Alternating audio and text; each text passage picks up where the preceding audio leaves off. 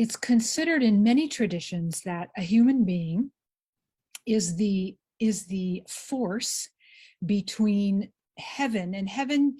Heaven, try to think of that outside of a religious context, if you will. Heaven is really just the cosmic forces. So it's the sun, and it's the air, it's the essence of life that we take in as a human being. And so a human being is between heaven and earth, right? So the one thing we know we can do is we can stomp our feet on earth, and we know it will always be there. And it's the part of our existence that is the seen part. It's matter, right? We're matter. It's the literal form and substance of this life. And just as important is the part of us that is not seen, right? And some even believe that there's, the ratio is much greater in terms of the unseen to the seen. And yet we put most of our emphasis on the seen, right? So I wrote in my heart health book that the research I did was the values that I was coming up with in my research was that we're actually 96% non-physical to the 4% physical. And again, we put all of our emphasis on the physical. And I'm not saying that there's anything wrong with putting our emphasis on the physical, but when we do it, at the expense of the emphasis and the connection and the awareness and the consciousness we create around our non-physical anatomy as well, then we're going to be coming up short in terms of healing and wholeness and abundance and love and all the things that make a human life good, right? So the other thing about dirt, and so we can think about and there are so many, I don't even know how many seeds there are on the planet, between the rainforests and, just the seeds we plant for our own gardening and the different types of fauna and flora. It's limitless, right? The trees. It's just, I don't even know how to count the number of seeds there are on the planet. But the point of a seed in our conversation is that every single seed carries a pattern. And it's a pattern that is perfect for that particular seed. So if you plant a radish seed, the pattern of perfection for that radish seed is the outcome of a radish, and it's not the outcome of an oak tree, right? If one plants an acorn or the seed for an oak tree, then the pattern within that seed will outpicture an oak tree and not a bird of paradise. So the reason why it's important to actually think about this in your mind is because it helps you to sort of like overlay that template of the pattern of perfection into yourself. And what do I mean by that? Our higher presence is a light-filled pattern of perfection of itself. And how do we know that? We know that because it's an extension of the perfection of life, the perfection of nature, of the source of life, of the creative life force, of the Holy Spirit, of whatever term you like to put to it, right?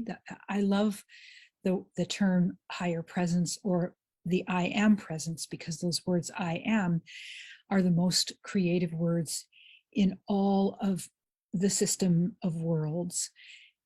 No matter where the energy is in the system of worlds, the words I am spoken, and then the words after that begin putting energy in motion for the point of consciousness from which those words were spoken. So it's really important to be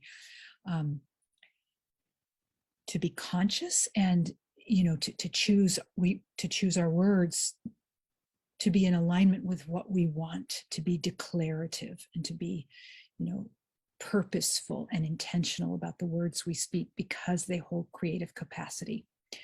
So what was I saying about the seed?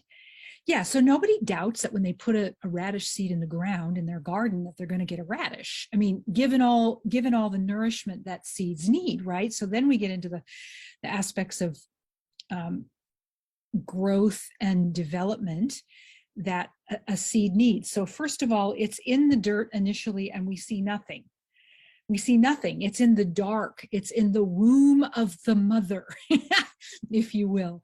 I love that feel. I love to say that so much because most human beings are afraid of being in that womb of nothingness. And being in that womb, that dark womb, is not the same thing as out picturing the shadow of a human being, right? So we collapse those things. We know that shadow is the incorrect expression of any one given energy. And so we become afraid of the womb of darkness, which is the womb of coming from the source of life, because we think that it has a shadow element to it. That's a whole other topic and conversation. But nonetheless, the seed is in the womb of the mother. And things are happening that we can't see when the seed is planted. And of course, the nourishment that's needed is sunlight and water and fertilizer, life. Fertilizer just means life. This is why compost is of great value to gardening, because it's alive. It has a life force to it. It's teeming with microbes, and those microbes are having a network of communication there's so much going on underneath the seed. It's connecting into a world of happenings that we can't see, just like we can't see everything that's going on in the ocean. And yes, we have National Geographic and Discovery Channel where we could actually have people show us what can be seen under the ocean, but can we see everything that's happening in that big dark blue mass of water? I don't know that we've seen everything, right? Just like we can't see every possible thing that's happening in a rainforest. We see lots of snippets, and thank God for photographers and those who are willing to go and share that with us. But I don't know that we still get to have been able to see everything, right? So there are cracks and crevices of life happening in places that we've most likely never haven't seen yet. So I lose track of my thoughts. Let's see here. So yeah, we use the seed. I've used the lotus flower as an analogy for us as a human being, right? So we're in the womb of the mother, and we can always return to the womb of the mother. We can return to the womb of the mother by a breath, by coming into our heart center, by any sort of prayer or mantra, and certainly by intention, right? And then we are gifted with the light from above. Oh, I did leave off on that part too, didn't I? So I'll come back to that. We're gifted with the light from above. No human being can live without water or nourishment, right? So those are the elements that we must be given in order to break the seed, break out of the darkness, be lifted up by the light, begin putting together the patterns of perfection for whatever that seed is, and then to outwardly express that and become bountiful, thrive and become bountiful, right? It is the same thing with our higher presence. So we left off when I sort of took a roundabout turn there. We left off with our higher presence is a perfect pattern of expression for the human being that each of us are, that you are and that I am. And our job is to provide the elements such as the light and the water and remember, you can always put intentions and blessings into your water as you take it into yourself. I've started actually asking, and I mean, I have such a long list of morning intentions and prayers and meditations and decrees and whatnot, that one of the things I've started to do is ask that every drop of water on the planet and every molecule that it is part of every human being be infused and blessed with mercy, forgiveness, and compassion. And just that request changes the molecules. This is known now in science, right? So so we give ourselves these elements of nourishment, and pretty soon the seed comes out of the dark womb of the mother and begins to rise up. And so now let's talk about us as a human being. We can't be lifted up out of the darkness without our mother, or excuse me, without the light. We can't do it without our mother either, but without, you know, the light of our higher presence. Our higher presence is not a static situation. Our higher presence is a dynamic activity of light, constantly pouring forth its light into us, into our heart center. Now, the cool thing about the human being is between heaven and earth is that identifies the cross, the nature of the meaning of the cross, which happens at our heart, right? So we have this vertical axis, we have a horizontal axis, and the center point is our heart. And that what that basically means is that in order to be a point of light on the planet, just like one who says I am activates energy at the point of light that they are, we are each a seed of light. And so when we talk about different seeds having different patterns, a human being is a seed of light, and there is a pattern of perfection for each one of us. And that pattern of perfection is aligned with the divine design of life.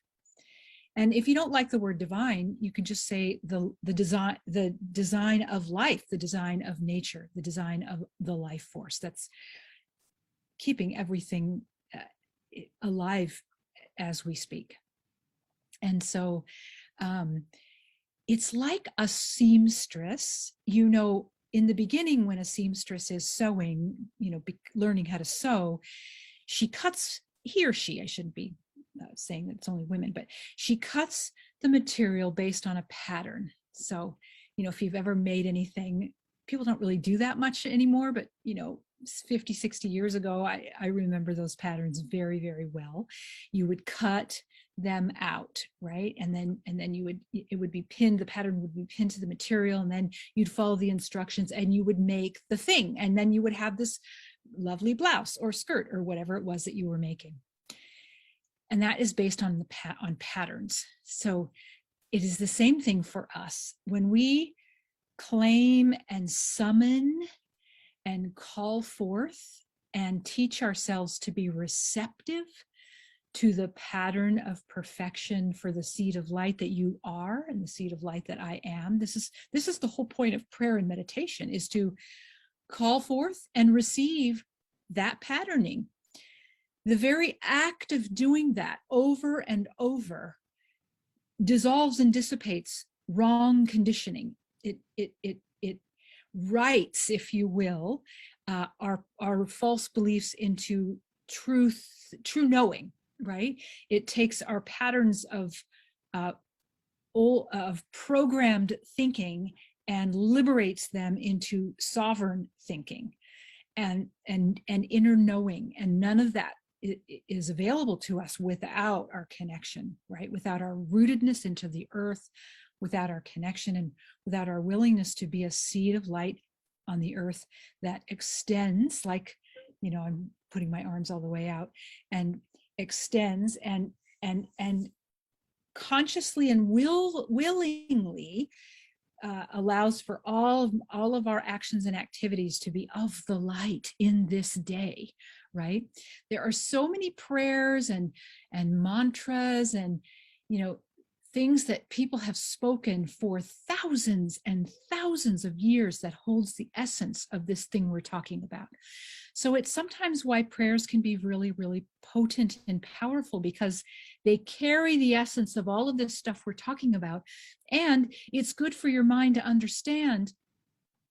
I'll speak for myself. It's imperative my mind understands, so I can just get past the, you know, the tendency to sort of doubt and not have a firm footing in faith. But when I understand it, then I can say those prayers and I can leave myself open to feeling it in my heart. And that's when they become powerful. That's when it starts changing your molecules to line up with the patterns of perfection for you, which include health and vitality, expression and ease and empowerment, abundance, and allowing for the good things of life to be a part of you. And abundance isn't just, money. It includes that, but it's also connections with the right people. It's the right opportunities. It's friendship. It's love. It's all the good things, right?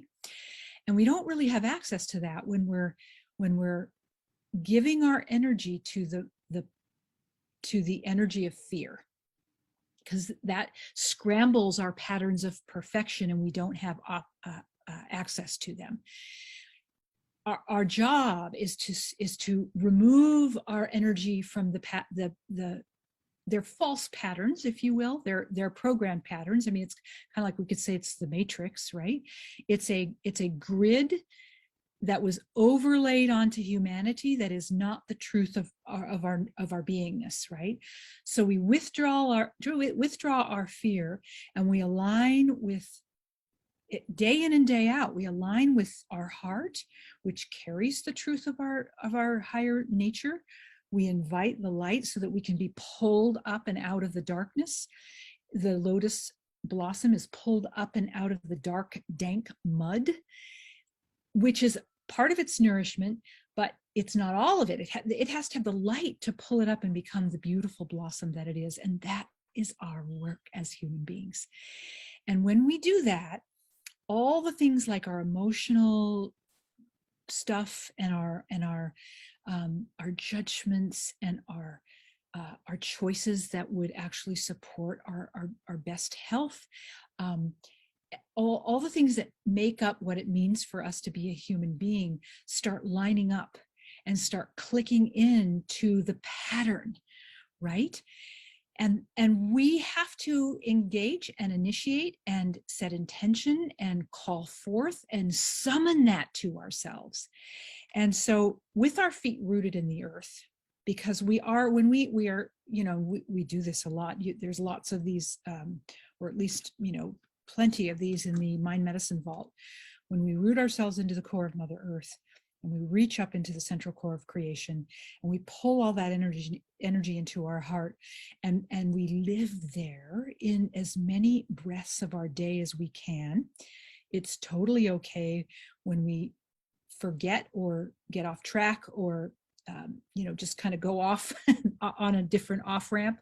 We just bring ourselves back. That's really the work, is just to come back and to come back. And if you find that you're struggling with anything in particular, ask for help. Hands to your heart and just say, I've got this certain situation in my life and it's pulling me off center and I really need your help. And ask for everything you need with as much clarity that you have to ask. I mean, as if you were asking, so many things are hidden in plain sight, like the Wizard of Oz, for example. You can just ask for what you want. The genie in the Aladdin's lamp, ask for what you want, but be careful. You have to ask for it with clarity, right? So play with those things, because there's deep truth and essence in this kind of stuff that we're talking about. So let me see if I got everything. I think I did. And if you think the mind, okay, so when we say words like you have coded in every one of your cells a pattern of perfection, the mind will be like, oh yeah, well then what about this, and what about that, and what about this that's not perfect? There are way too many things not perfect for that to be anywhere near true. And that's not, that is a reasonable argument. But if one hasn't done the work of summoning the pattern from your higher presence to activate and awaken the codes inside of the cells that carry those blueprints and patterns, then there's no argument. Of course, there's no argument. But when you start doing that and you start subtly noticing things shifting in your favor, then your job is to not stop. It's to keep going. It's to keep building your momentum and keep the pedal on the metal, so to speak, because if you take your foot off the gas pedal of this work, then we stall. And it's the stalling where the ego mind will come in and say, see, I told you, there's just there this isn't working for you. And my best retort to that when my mind wants to say that is, I know that's what you think. We're going to put our foot back on the pedal and we're going to keep moving forward anyway, because it matters. There's nothing else that matters more. So I will leave you on that happy and love-filled note from my heart to yours.